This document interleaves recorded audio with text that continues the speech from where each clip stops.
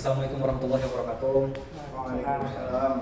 Baiklah, kami dari kelompok Y yang beranggotakan saya Fauzan Nabi, Saya Ikram Takin. saya Muhammad Raul Jafir. Saya Andi Maulana Arif. Dan saya Muhammad Fajri.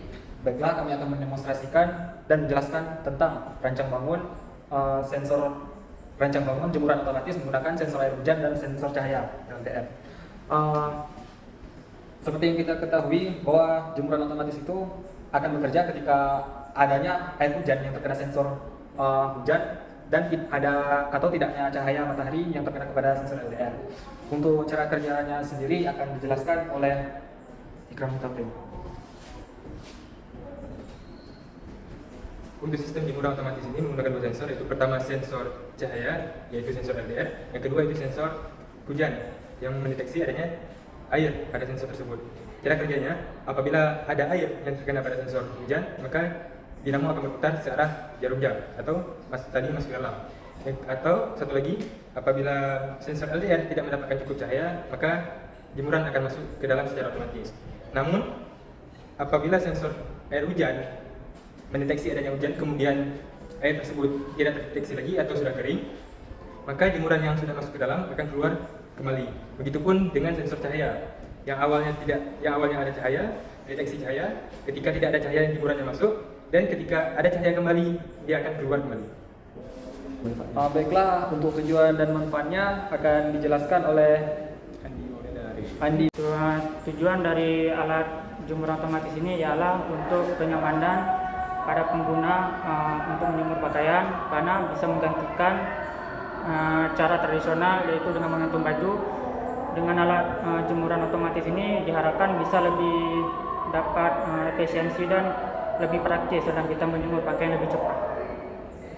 Baiklah, selanjutnya konsep kerja alat dari jemuran otomatis ini yang akan dijelaskan oleh Bang Raul. Untuk sensor airnya sendiri, misalnya terkena dengan cuaca terang, tapi terkena air hujan, maka sensornya akan nyala. Nah, dia akan jemurannya akan masuk ke dalam rumah. Tapi misalnya airnya kita bersihkan,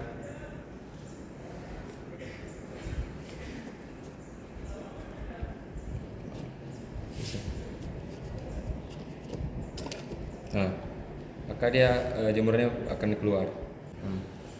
Ketika cuaca gelap dan hujan,